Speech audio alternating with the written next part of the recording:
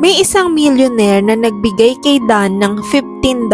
Si Dan ay isang beggar. Pero habang naglalakad si Dan ay may nakita siyang isang matanda na nanakawan daw ng wallet. Kulang daw ang pamasahe nito pauwi. Nakita ito ni Dan kaya binigay nito ang $5.